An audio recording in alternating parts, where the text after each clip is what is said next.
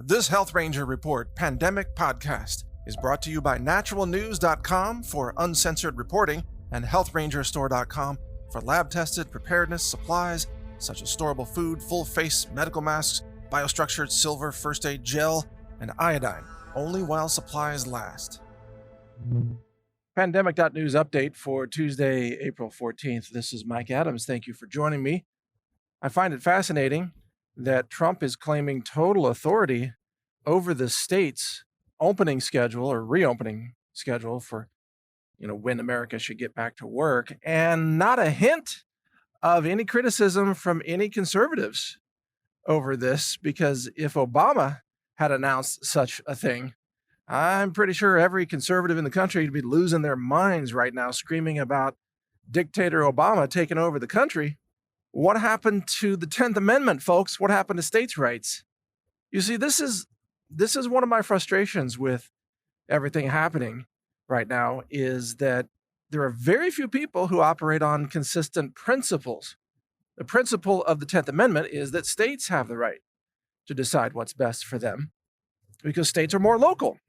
How does any president sitting in the Oval Office in Washington, D.C. know what's happening in Wyoming or Arizona, for that matter, or, pick a state? How does a guy sitting in Washington, D.C. know what's best for the states? The governors of the states have the power to do the lockdowns, to initiate them, and then to end them. It's very clear. It's very simple. The governors have the power, as they should. The 10th Amendment is there for a reason. And I find it disingenuous that conservatives and Trump supporters are not voicing this very important point, states' rights, because we don't want some future Democrat president in the White House telling us, for example, here in Texas, where I am, telling us when we can close the economy or open the economy. I mean, we want Texans to be able to decide that, not some distant, emperor or whatever. Now, there's another theory behind this, by the way, which is that the theory says that Trump has already secretly invoked military rule, that Trump has put us in a state of war or declared it in response to China attacking America with a biological warfare weapon. And in fact, Trump has dropped many hints. And if we are in a state of declared war, which would take an act of Congress, by the way, or a declaration of Congress, which hasn't happened, but if we were in a state of declared war, then Trump would be the commander-in-chief over the military forces, and Trump would be in charge of the entire country. So is that what Trump is saying, that he's in charge because we are in a state of war? Is he secretly saying we're in a state of war, even though it hasn't been declared by the Congress? He has said in many of his briefings that this is a war. He's used those words, that this is some kind of war. So does that mean that he is declaring it? Does that mean that he really is the ultimate power right now over everything that's happening in the United States? But we just haven't been told, the American people? That's an interesting theory. I don't know if that's true, but that would actually make sense if he's saying that he's got the absolute authority if we're in a war. Now, if you've heard my interviews with Dave Hodges and others, you know that, in fact, China has waged war or is waging war against America. So I wouldn't be surprised if Trump sees that and is taking it seriously. But if we're going to get into a war, shouldn't it be declared? If it's not declared, you can't have a secret war with secret powers. That's not American. That's not the American way. So let's have some clarity on this. Is Trump using the term war metaphorically, or does he mean it literally? And when Trump claims total authority over the states, is he invoking war powers? Or does he not understand the Constitution? Because the 10th Amendment clearly sets out that states have the right to determine what happens in their own states. And by the way, it wasn't Trump that ordered the lockdowns. It was Trump who allowed the governors to order their own lockdowns. That way, Trump quite intelligently couldn't get blamed for the economic fallout. It's the governors who did the lockdowns, and the mayors of some cities, for example. They ordered the lockdowns. Well, if they ordered the lockdowns, then they can decide when to lift them. And that's going to vary state by state. Now, Governor Newsom of California has laid out a 6-point plan for when to reopen California. It's kind of a bizarre plan, in my opinion. He says, well, you can't reopen California until most of the public buildings are redesigned to enforce uh, personal distancing. Well, wait a minute.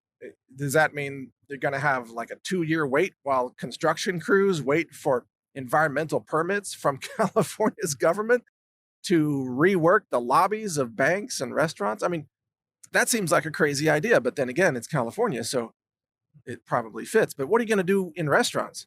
Restaurants, they lease a certain amount of space and they have a certain number of tables, a certain density of people in the restaurant. If you take out half the tables to have more distancing, then every restaurant in California suddenly loses half its revenue because they can only serve half the customers at any given time. So that seems like an economic disaster in the making. I'm not sure that Newsom has fully thought through all of these things. Perhaps he'll modify them. Now, a couple of his points make sense. He wants to make sure the hospitals have plenty of personal protection equipment because that's been an ongoing shortage problem. He wants to make sure that testing kits are readily available so they can monitor infections and track them and do contact tracing. Okay, that makes perfect sense. I get all that. That's great. But some of the other components of his plan make it sound like California is not going to open for 6 months or something. I'm pretty sure the people of California are not going to voluntarily stay locked down for 6 more months. That would seem insane. But the point is that state by state, governors can decide what's appropriate for their states or even for different counties within their state. For example, in Texas, Governor Abbott might decide that certain counties have higher infection rates and need to stay locked down another week or 2 weeks longer than the rest of the state. Shouldn't this get very granular? In other words, shouldn't it be more local when we decide how to end the lockdowns? And I just hope, by the way, that as we end the lockdowns in America, that we do so in a rational, intelligent way that protects public health. And I've laid out my suggestions for that, which include mandatory mask wearing in public transportation, and as well as restaurants and shopping, grocery stores, whatever. Anywhere in public, you should be wearing a mask. And in addition to that, there may be strong considerations for people who are elderly or people who have underlying health conditions such as obesity to take extra precautions against possible infections, because those are comorbidity factors.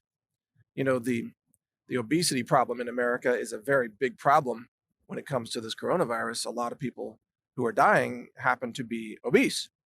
It has now emerged as the number one comorbidity factor.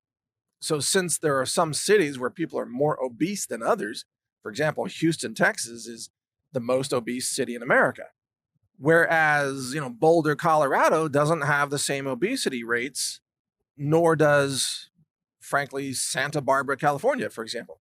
So shouldn't the decisions of when to reopen things be decided at the local level? And the answer is yes. But another final interesting point in all of this is that we're looking at a debate now about states' rights versus central government power.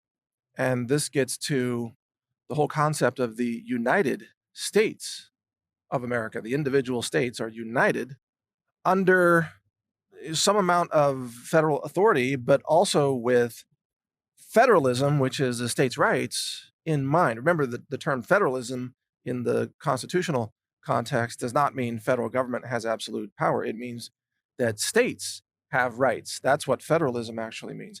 So states' rights versus central government rights is becoming one of the big, I mean, I wouldn't call it a civil war at this point, but metaphorically, you could say it is a central debate about what's happening in America. And if this continues to create disagreement, then we could certainly end up with a scenario where states might secede from the Union. We might see the breakup of America if there cannot be agreement reached on these very important points of when to reopen economies and how to keep people safe and so on. I'm not predicting that it's going there, but it could. When you have, for example, Governor Cuomo has already said publicly that if Trump orders New York to reopen, and Cuomo doesn't want it to reopen yet, Cuomo says he's just going to ignore the president. So that is essentially kind of the opening argument of secession, of New York saying, well, we're not going to be part of your Washington enforced government. We're going to do what we think is right at the local level. And typically that's an argument made by conservative states, such as Texas, or let's say Idaho, for example. But in this case, that could be an argument being made by liberal states with some very interesting long-term consequences. So my advice is to watch this contention very carefully. This could escalate into a breakup of the United States if it's not handled well. And President Trump may find himself presiding over a disunited states of America. And then that leads us to the elections in November, which I think no one will trust the outcome of those elections if their candidate doesn't win. So, I mean, think about it. If Joe Biden wins and it turns out there were 50 million vote by mail votes that Democrats turned in, are conservatives and Trump supporters going to accept that election outcome when it's vote by mail fraud? Of course they aren't. Similarly, if Trump wins the election, Democrats, you know they're going to challenge it. They challenge every election they lose. They're going to say that the Russians, or who knows what, the Russians did it, or too many people had to stay home, or too many people were denied vote by mail because of federal requirements, or what have you. So I don't think that anybody's going to trust the other candidate winning, which means we're probably looking at really almost a civil war type of mentality rising up as there is strong disagreement about elections and about who governs the states and the future of this country. So the breakup of America, you may recall I predicted in previous podcasts that Trump would be the last president of the United States as we know it. And now we're beginning to see exactly how that could unfold very quickly. But thank you for listening. Stay informed. This is Mike Adams here, pandemic.news. Check out that website. We've got articles and videos and podcasts and things every day, updated throughout the day, including statistics on infections and deaths stemming from COVID-19. Thank you for listening. God bless America. Let's fight for America, help keep it free, and help protect the First and Second Amendment, especially. Thank you for listening. When it comes to prepping, you not only need good products that can help keep you alive, awake, aware, and nourished during difficult times, you also need products you can trust. At the Health Ranger store, we do extensive laboratory testing using an in-house lab that's ISO accredited. It's inspected, it's audited. It's a 2-year process to even get that accreditation. We use multiple mass spec instruments, state-of-the-art science. I'm a published science author as well and a patent holder on several technologies, some of which we use variations of in our lab. The purpose of this lab is to help you make sure you get clean foods, superfoods, storable foods for emergency preparedness and survival use. We have a certified organic lab-tested, what's called Ranger Bucket collection of storable foods with some survival gear in the buckets to help you even boil water and cook those foods and so on. It's a fantastic product. We can barely keep it in stock even during normal times. In a crisis, we'll be wiped out of this product because it actually takes us a lot of time to make those products. But if they're in stock, you can get them now at healthrangerstore.com/prepwithmike. In fact, go to that URL, healthrangerstore.com/prepwithmike, and you'll see some of our survival and preparedness supplies, including iodine, colloidal silver products and gel first aid products, storable foods, superfoods, medicinal herbs for first aid, and much more. We have a lot of products for you to help you be self-reliant, to be safe, to survive difficult circumstances, natural disasters, and all kinds of things. If you want to get prepared, do it with us at the Health Ranger store so that you know you're getting safe, clean, laboratory-verified preparedness foods, supplements, and other related products. Again, the URL is healthrangerstore.com/prepwithmike. All one word, no spaces. Prep with Mike. I'm Mike Adams. Thank you for your support. Thank you for watching. If you want to support our mission, visit us at healthrangerstore.com for the world's largest selection of lab-verified superfood and nutritional products for healthy living. It's at healthrangerstore.com.